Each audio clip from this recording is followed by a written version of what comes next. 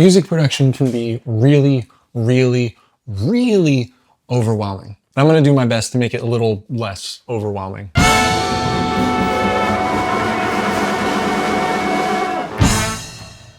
Hey, my name is Trev. I'm a guy that makes music on the internet, and I want to share with you, if I had to start all over again with music production, exactly what I would do. Now, who am I? I don't have millions of streams on Spotify, I don't have any Grammys, and I probably will never work with a major artist. But what I do have is pure joy over the creative process, and that's what we're going to focus on right now. And real quick, before we get into anything, I am not a guru by any means. I am a student of learning my craft, just as you are. The things I'm going to mention in this video mostly come from my own mistakes that I've learned from, so I hope that they will help you as well. Also, I'm pretty sure that there's going to be things that I leave out or forget to mention. I don't use AI to perfectly manicure scripts. See, manicure, that's probably not even the right word for that. So if there's anything that I leave out that you have questions about, bars, feel free to leave a comment down below. So let's begin. So in the past 20 years that I've been making music, I found that one of the most important things that you can do before you buy any gear, before you learn a single thing, before you invest in a music production course, but the most important thing is to know your why. Your why, or your reason that you're learning this craft, is what's going to be the thing that keeps your focus very clear. I personally did not define my why until very later on in my musical career. And genuinely, I think that did more harm than it did good. I didn't have a clear focus on what I was working for or what I was working toward. And I feel like because of that, I really plateaued in my progression, not just my skill levels, but my career levels as well. Whereas if I had a definitive why, my choices, my decisions would all be anchored pretty much in that one thing. So how do we go about defining our why? I am a big believer in journaling and self-reflection. If you're a little turned off by the idea of journaling, I totally get it. I was the same way at first, but then I gave it like an honest try for about a week. And genuinely, I think it was one of the best things that I could have done. If you're new to journaling, please don't feel any pressure that you have to fill out like just pages and pages of stuff. Just writing a few sentences out is honestly better than nothing at all. But if you are new to journaling and you're trying to find your why, here's a couple questions that I would ask. Why does learning music production excite me? What do I currently know about music production? And of course, what do I want out of this? The more that you're able to have conversations with your journal, the more you'll begin to understand yourself. Because these words on these pages, it's almost like an outsider's perspective to your own mind. And that makes things so much easier to understand. Some books that I recommend. First one is not in my office, but definitely The One Thing by Gary Keller. Creative Act by Rick Rubin, obviously. And then The War of Art by Steven Pressfield. I find that the combination of those three books are more than enough to get you to understand the purpose of you being an artist and the purpose of learning a craft specifically. So, know your why. The next thing to do is to get the right gear. Notice I didn't say the most expensive, I didn't say the cheapest, I said specifically the right gear. This is legit the only gear that you need. A good working computer, an interface with 2 inputs, decent headphones, a really simple MIDI controller, a budget-friendly condenser mic, and if you're feeling up for it, some studio monitors. I'm not gonna name any specific brands because what I want you to do is do the work. I learned most of what I know about gear, not from just watching YouTube videos of people telling me about the gear, rather just genuinely being excited and interesting about different gear. You know, and browsing Sweetwater. Really read the product descriptions. And if you see a term or a feature that doesn't make any sense to you, Google it. Quick side tangent. Well, it's not really a side tangent. It kind of goes along with what I'm saying. I think at the beginner stage, we are so quick to get fed recommendations. So much so that I think we are conditioning ourselves to become reliant and dependent on those recommendations. I get DMs and comments all the time about, you know, is this interface better than this interface? Is this microphone better? What plugins would you do for this? Blah, blah, blah. And I feel like I let people down a lot because I do try to answer those questions, but it's so minuscule in the terms of things that actually matter about learning music production. So I'm here to give any advice or help that I can, but let's not forget the excitement of trying to learn things ourselves as well. So all in all, gear is important. Yes. But when you are beginning, having fewer pieces of gear is going to be way more helpful to your learning. The more pieces of gear that I have in my workflow, the more potential learning hurdles that you actually come across. So just browse first, get an idea of your budget, and try your best not to impulse buy, says the guy with, walls full of guitars. Oh, and one last thing, please go to your local music stores. Most budget-friendly gear on Amazon sucks. It may seem more convenient because it's cheaper and it'll be here next day, but most of the time what your local music store carries is a lot better in terms of quality. So spending a little extra on that to me is worth it, and you're supporting local business.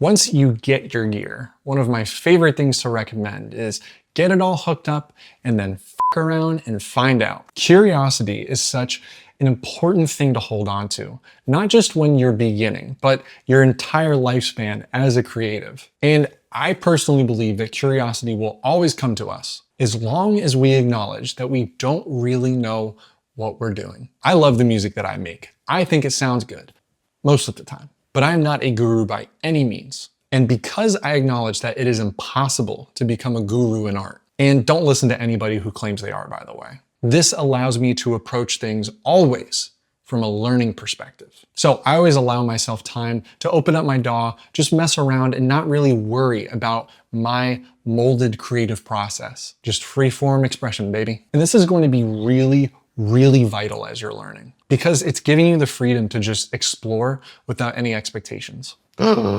I have a stain on my shirt. Man, I'm not restarting this video. I already made it this far.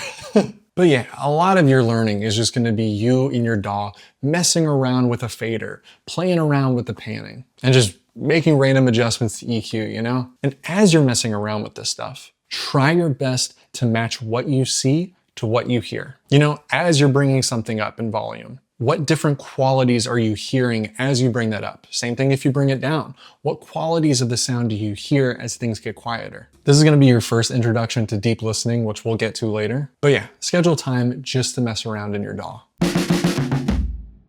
So last thing I'm gonna yap about before we actually get into making music. And this is probably one of the most, no, scratch that. This is the most important thing about learning any craft. Other than knowing your why, I guess it all can't be the most important thing. My bad. But I think the reason that most people learning music production get overwhelmed is because they don't actually have a practice plan. Music production is just like any other art.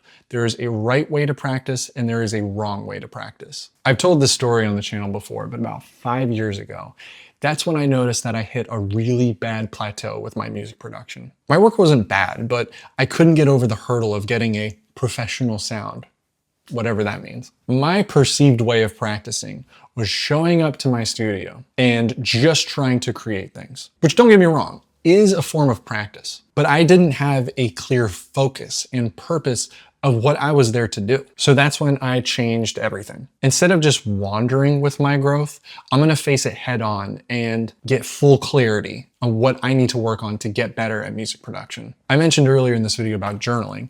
The only way that I was able to identify specifically what I needed to work on to get better came from journaling. So from there, instead of just creating when I felt like it, I put time on my calendar and I had to work within that time. No more, no less. I set the intention before the session. If I felt like I had a hard time finding sounds, then I would plan out sessions that were dedicated to me just scrolling through my sound library. And that's what I did with my specific time block. If I felt that my mixes weren't very balanced, I would practice leveling. That's what I did with my time block. But the point is, I made a solid, specific plan for myself.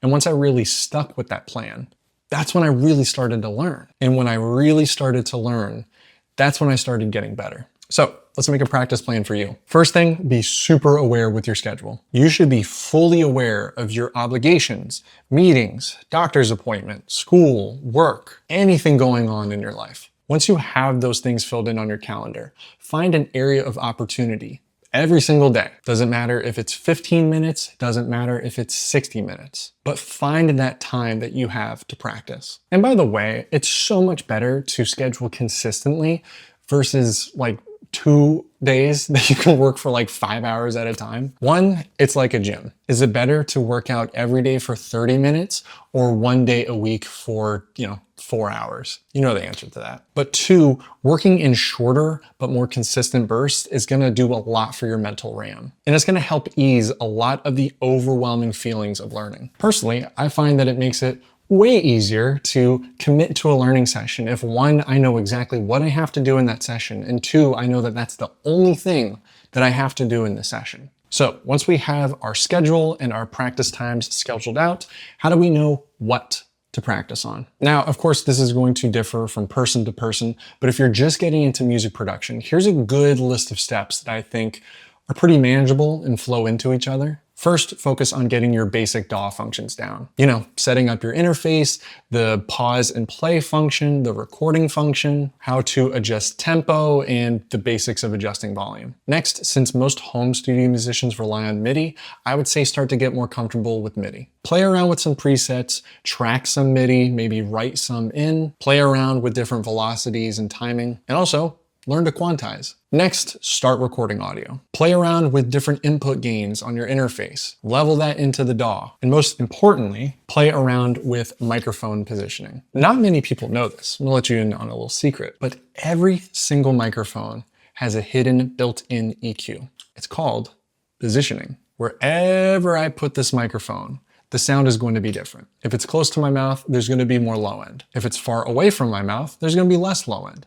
I should have hooked up the microphone and did that example. Oh well, you understand the point. There's millions of different ways that you can position this, which also means there's millions of different sounds that you can get out of it. But anyway, after recording audio, that's when I would focus on really basic effects. EQ, reverb, delay. Notice compression, not on the list. If you are a beginner, I don't really want you to have to worry about compression. I don't want you using compression. I don't even want you to think about compression at this point, at least for now, because compression is one of those things that I think takes a while to really understand. Like, you really have to develop an ear for it. And also, it's not always necessary. So let's agree to keep the learning pipeline as simple as possible. And then lastly here, focus on basic mixing. The best advice I ever got is to produce as if mixing was not a thing. And it's made me focus much more on the source sounds that I'm creating. So if our sounds are great to start out with, the only thing when it comes to mixing that we really have to worry about is leveling and panning, at least for now. So now that we know what we need to work on,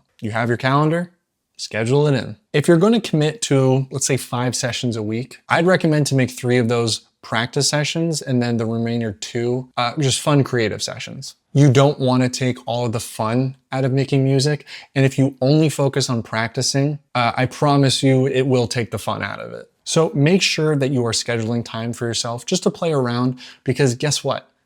That's still learning. And one last thing, make sure that you're checking in with yourself. This goes back to journaling, but there's a part in my Music Production Academy where I actually have my students for a week document their creative process. I have these whole creative session worksheets they fill out. And the reason for this and the importance of this isn't to micromanage your process. Rather, it's to get clarity over your process. If you want a copy of this worksheet as well as a deep listening guide, there's a link in the description for you to download it. Getting these worksheets also puts you on my weekly newsletter, where I talk a little more about creativity and being an authentic artist. I think it's a pretty good newsletter, so if you're interested in all of that, again, link in the description. Oh, and one more last thing. I'm sorry, I don't always know where I'm going with my points. And whatever your routine and schedule looks like, just make sure it's consistent. Practicing and learning has some pretty big ups and downs. But what most don't realize is that no matter what, even if you successfully get something, even if it doesn't work out, you're still learning. So when things feel frustrating and they feel overwhelming, just know it's part of the process, baby. If it were easy, everybody would be doing it. But you're not everybody. You're somebody. Somebody who does what other people don't want to do. Remember that. Something that most don't learn early on is structuring and arranging. I personally did not put an emphasis on learning how to structure songs. And for a really long time, I could not break 8-bar loops. So if we put an emphasis on learning how to properly structure something, we can pretty much kiss getting stuck in loops goodbye. So let's open up the DAW, head into Logic. I'm gonna show you exactly how I learned structuring, and it's still something that I practice to this day. So the best way that I learned structuring is by remaking songs. When we're just starting out, this can sound very overwhelming. So I just want you to focus on the chords first, melody second. For this demonstration, just to make sure I don't anger the YouTube copyright gods, I'm gonna use one of my songs. But for you, use your favorite songs. You know, songs that make you want to learn production. It's the right step of making your learning process specific to you. So real quick, let's listen to the structure that we're gonna try to recreate.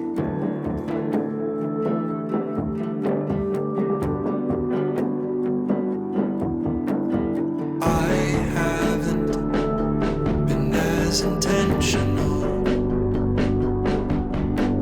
and it's starting to hold my body down.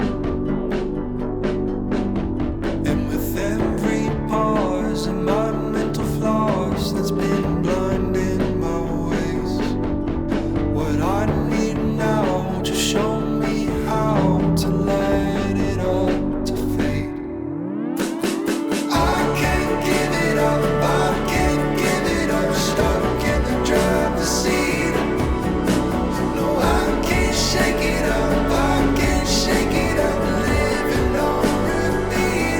All right, so the first thing that we're gonna do, let's go ahead and find the tempo. Doesn't have to be exact, just has to be close.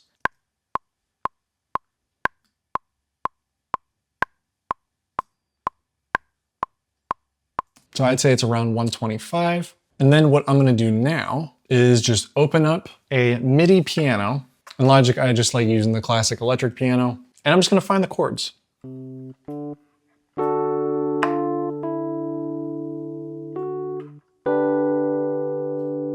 And let me listen back to this to make sure.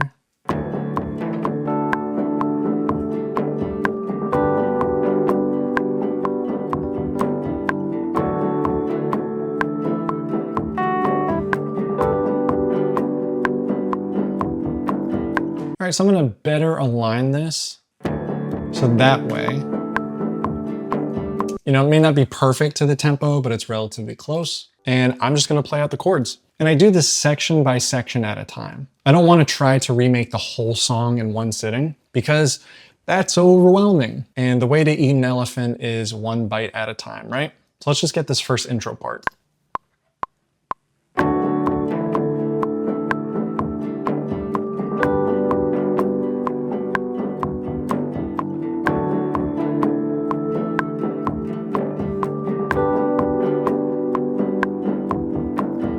Okay, so now I'm gonna go ahead and do this verse here. I haven't been as intentional,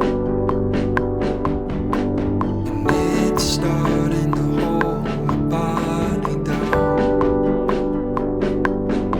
All right, so we have the verse. Now let's go ahead and track the chorus. I can't give it up, I can't give it up, stuck in the driver's seat.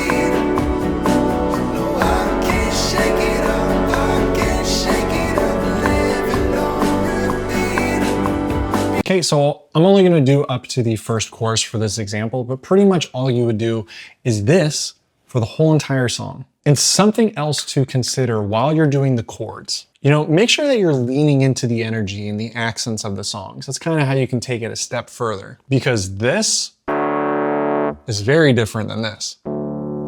Different energies. What we're looking for in the structure isn't just the chords, but we're also looking for the energy, the repetition, the variation. And the more that we can understand that and take control of that, the better that we can then apply this over to our music. So the next thing that I'm gonna do, I'm just gonna duplicate this track. This first one, that's our chords. And the second one is going to be our melody. So the second track is going to be a little trickier because now I'm wanting to trace out the vocal melody. So let's give that a shot.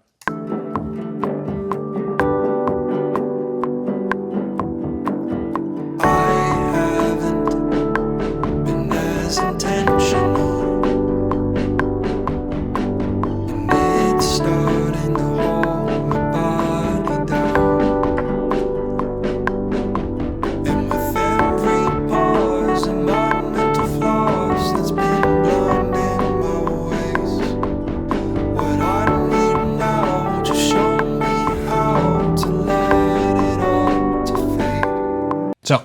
Not perfect, so let's get it closer to perfect. blind in my ways. So I think I could just record this a little bit better. And with every pause and my mental flaws, that's been blind in my ways.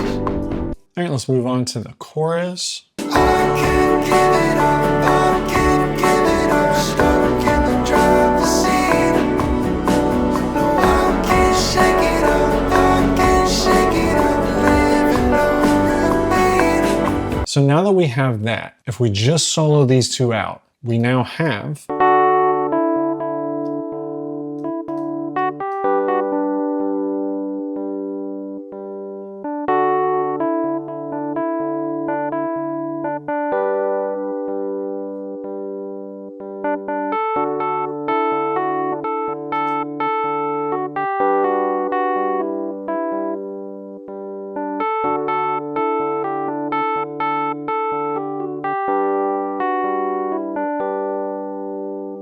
we have a structure here. And first, of course, like I said, I just want you to focus on recreating. But once we get comfortable with recreating, what we can do in here, if this was a song that I wanted to, have as an inspiration, what happens if I just take the second chord and make it minor?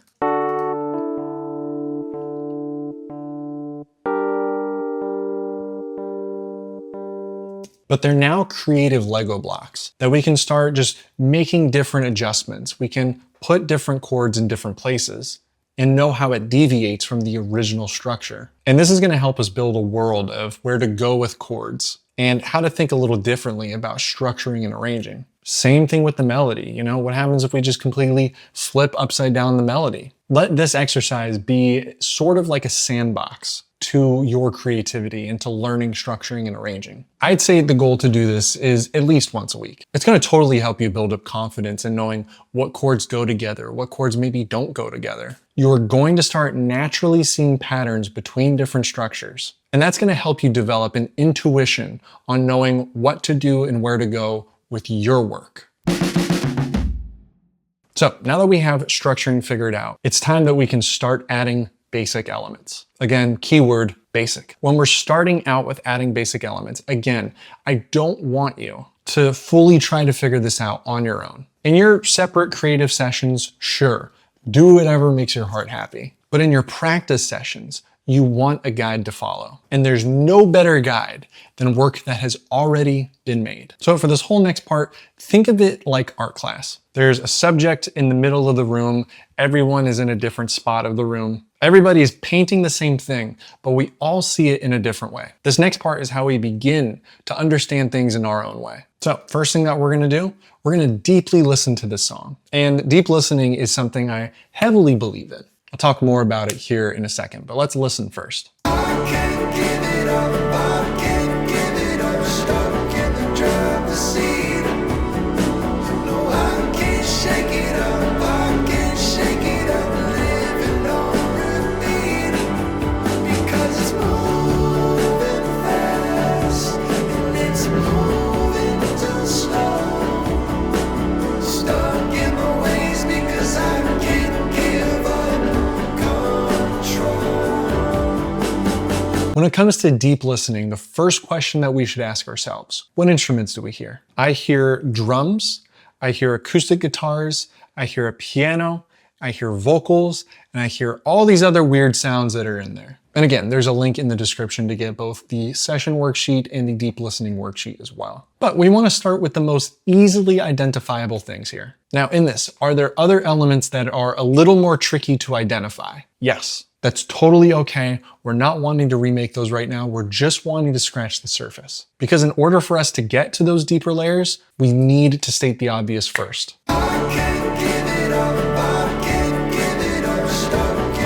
So the first thing I'm gonna do, I'm gonna start with the drums. And when I'm gonna pick drums, I'm just gonna take what I have in my library here. And I'm wanting to find what has the most similar qualities to these drums. So I'm not wanting to do extra work. I'm not wanting to add extra EQ or anything. I'm just wanting to find what's close. So again, let's listen to these drums. No, I can't shake it up, I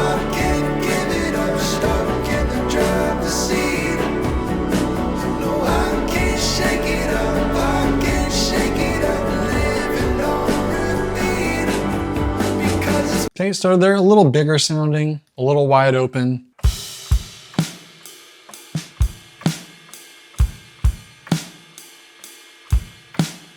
Let's use this Bluebird kit here.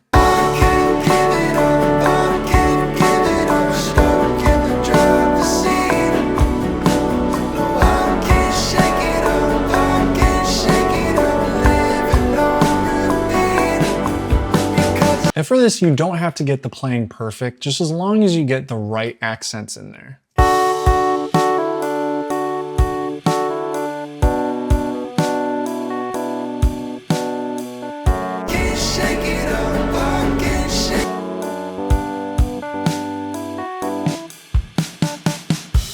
right, so the next thing, I'm gonna find a bass sound. And for this, it sounds like there's like an arpeggiated synth bass here.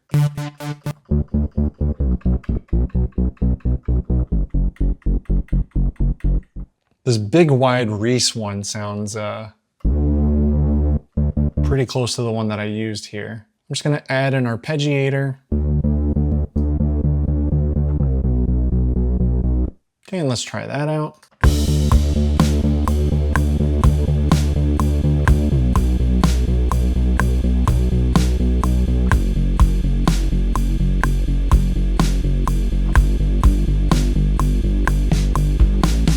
All right, and then like I said, I hear a piano in that. I like saying that I hear this, like I know what's in the song, it's my song. All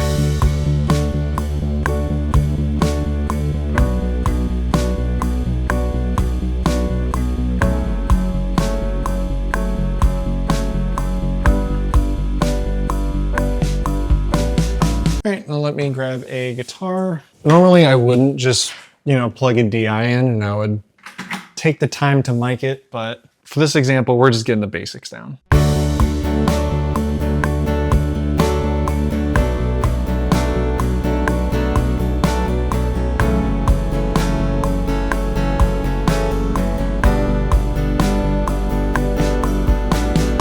Now, we are not going for perfect emulation, at least not right now, not at this stage. As time goes on, this practice will develop into trying to get things to sound exactly like the record, but we're just wanting to get basic representation, right? And something with this as well, try to limit yourself to using as few elements as possible. These guitars in the reference are triple tracked. I personally know the guy who made it. He let me in on the secrets. But if I'm a beginning music producer, I'm not gonna know that because it mostly sounds like one guitar, right? So start with limitations. That way you can clearly see what's going on with the instrumentation. And once we get comfortable with this, that's when we can start adding on additional layers. But for now, just focus on the basic.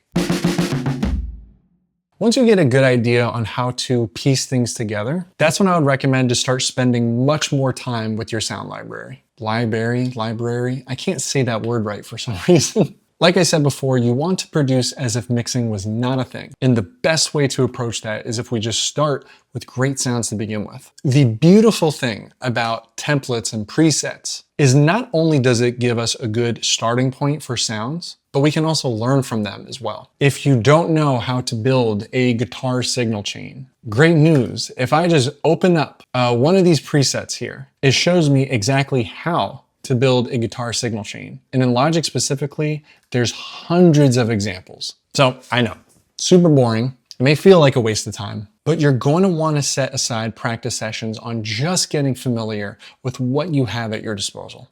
I fell victim to this when I first started learning music production of thinking, oh, I need this plugin in order to make this sound. When most DAWs, and I repeat, most DAWs have everything that you need because most every EQ does the same thing. The only reason that someone would opt for like an analog emulated EQ, I believe, is for convenience. Sure, it may take a little more work with, your DAW's basic EQ, but I'm telling you, they all do the same stuff. Something too that I've seen specifically with my productions is that learning these sounds like the back of my hand has made it so much easier to figure out how to replicate the sounds that I love. If I hear a certain sound in a song, because of the time and work I've spent getting used to my library, I'll be able to not only find, but make something that is closely representative of that. And the more that you do this, the easier it is to bridge the gap between a home studio sound and a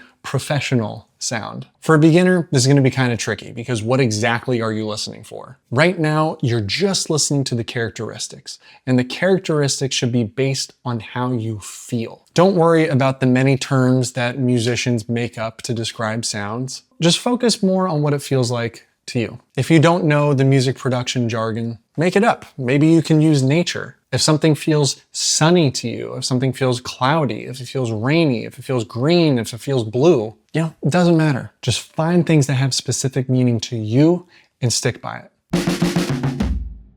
So once we really get the hang of tracking and we get more familiar with our sounds, and we make sure our playing and the tempo and everything is tight, and we make sure that things are leveled and balanced, then we can move on to adding basic layers to our sounds. To me, this is where production is really defined. I like to make a lot of comparisons to film, so think of it this way. The songwriting, the structuring, and the melody, that's your script. The sound selection and the layering, that's your set design. We can tell the same story in many different ways, right? But the layering and the tone shaping, this is where we define our version of that story. So before I add in any layers, the first thing that I want to do is just simply listen to what we have, right?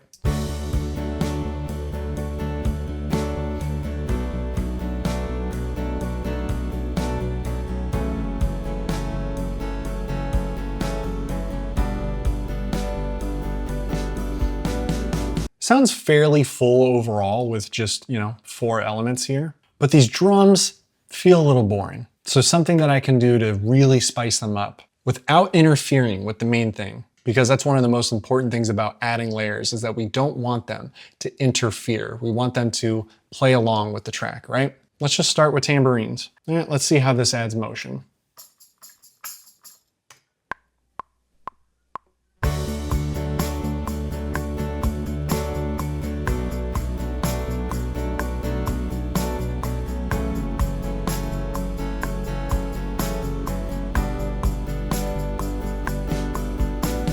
Right, and something that we always want to do when we're adding additional layers, so we can really understand the effectiveness of them, so we can really understand if they're necessary or not, is to mute them on and off as we play. So let's hear the difference. This is the tambourines off. This is on. Let's bring them down a little.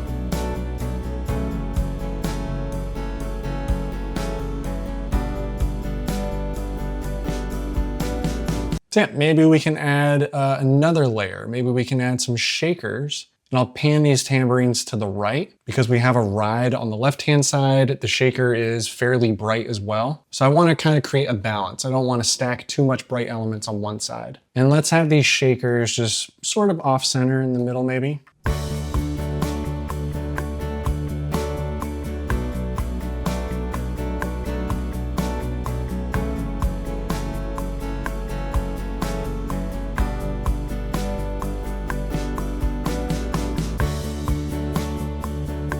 All right, again, same thing. Lower them, without them, with them.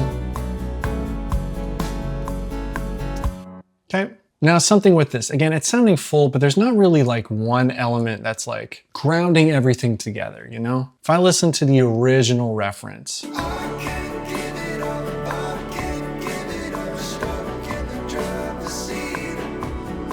There's like these high synths in there that are just filling out that sound. So let's see what we have in our synths under our pads.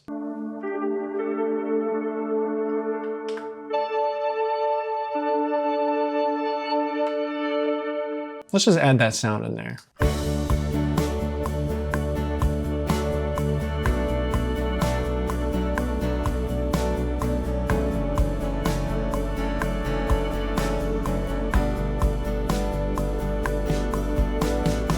And just to show you the difference of what adding these just 3 layers, that's all we did, 3 layers. This is what that did for our song. So before,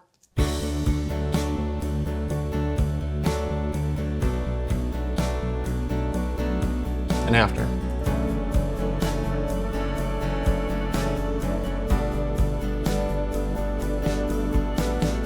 So we don't need a lot to really make the song feel full. We just have to make sure that all the spaces are balanced and filled. And it's so important to remember. We don't want to go overboard. You know, you can have infinite number of tracks, pretty much as many as you want until your computer crashes. We just have to make sure that the point we're trying to make with the song is still being made. Layers should feel invisible, not that they should be barely audible. Rather, they should feel as though they belong to the track, which, trust me, it's absolutely easier said than done.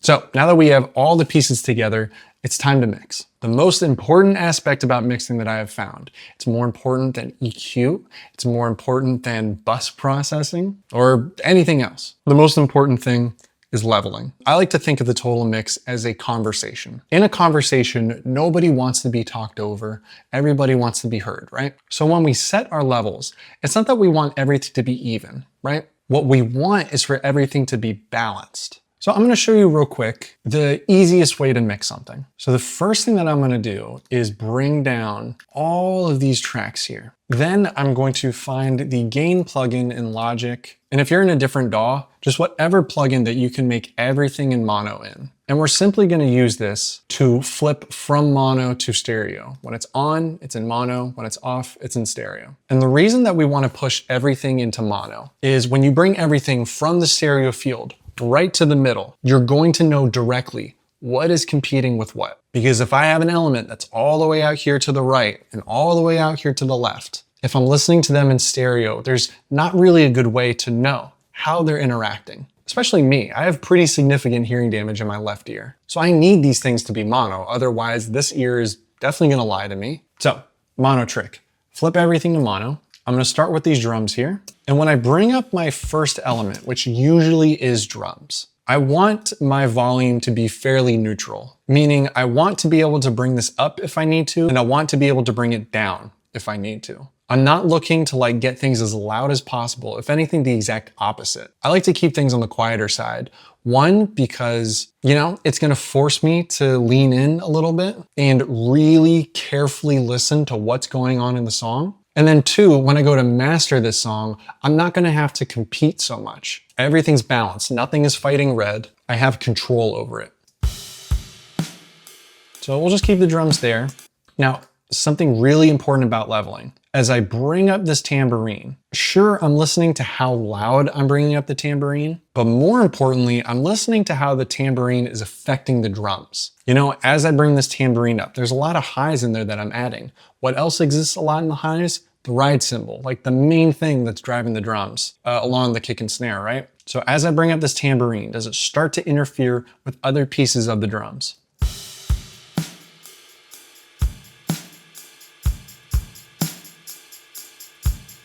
Right there, it's way too loud. It's really starting to cloud over the snare drum. I want this just to feel like a friend to the drums.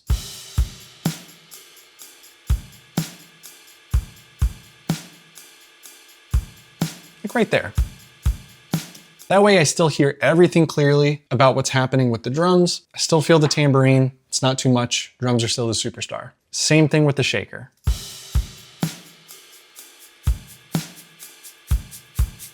Okay, we know that that's too loud. Let's bring it down.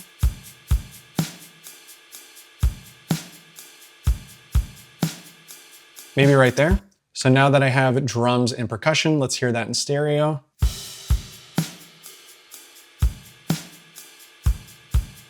Feels pretty balanced to me. All right, let's do the bass next. And as we add more elements, mixing and leveling gets harder because the more things that we add, the more instruments that I have to listen to, right? So as I bring this bass up, I'm listening specifically to the drums. How is this bass affecting the drums?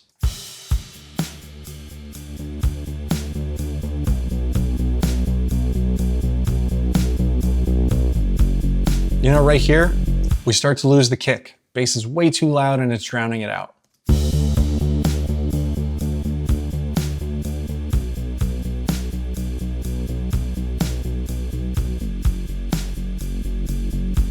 Maybe about right there.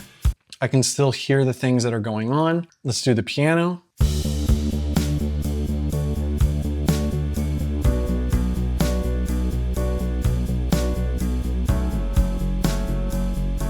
right there. Then we'll do this guitar.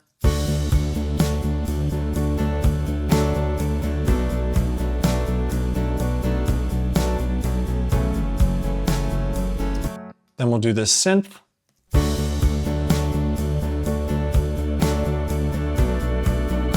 Okay, that's probably a little too much. Let's bring it back. Maybe right there. Let's hear it in stereo now.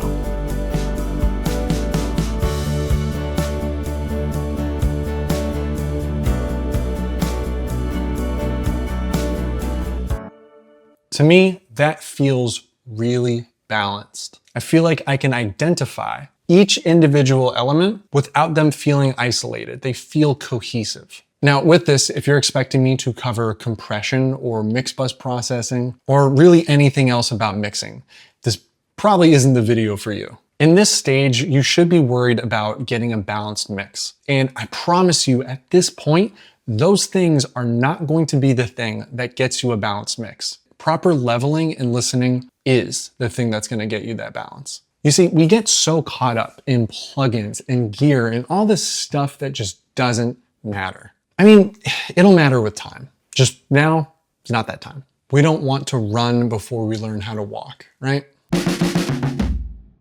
The final thing that I want to touch on is going to be the thing that separates you from 90% of other producers learning. Not that it's a competition, it's not. But once you build your solid foundation, your footing in production, you have two choices. You can stick with this routine that you've built and know your growth, or you can ride comfortably and hope for growth. For a really long time, I was the second. Trust me when I tell you this. This happened to me, this happens to most musicians, and it will probably happen to you. But you will get to a point where you feel comfortable enough and you'll feel like you don't need to practice anymore. And you'll feel like you can just create more and that's enough. Maybe you'll just feel like a confident creator. Maybe you'll be, working with a bunch of clients to where you won't really feel like you have time. I don't know. But whatever you do not listen to comfort. I genuinely don't regret much, but what I do regret is how much I have sought comfort, not just with my craft, but just in my personal life as well. We tend to think of comfort as an accomplishment, as a place that we've worked hard for. But this is a distraction. It is a trap that I think kills most artists. And I want to be perfectly clear. I am not trying to pitch the grind boss lifestyle. I completely reject that ideology. I'm not saying that you have to be a troubled artist that can't be satisfied because you're chasing perfection. But rejecting comfort pushes us into places that deepens our understanding of what it means to make art. And I think it also deepens our appreciation on what it means to be a craftsperson and what it means to make art. So please, as painful as it is, focus on being a forever student. Ask questions. Stay curious. And once you really have a good foundation, I want you to focus on two things consistently. Focus on your limitations and keep remaking songs. Those two things alone will forever grow your craft. I hope that this video helps you in any way possible. Again, like I mentioned at the beginning of this video, I'm not a guru. I'm not an expert. I'm just someone who sees music production and that art a little differently. And if you've enjoyed this perspective and want to see more, I do hope that you consider subscribing to the channel. Keep learning, keep growing, stay inspired, and I'll see you in the next video. Peace.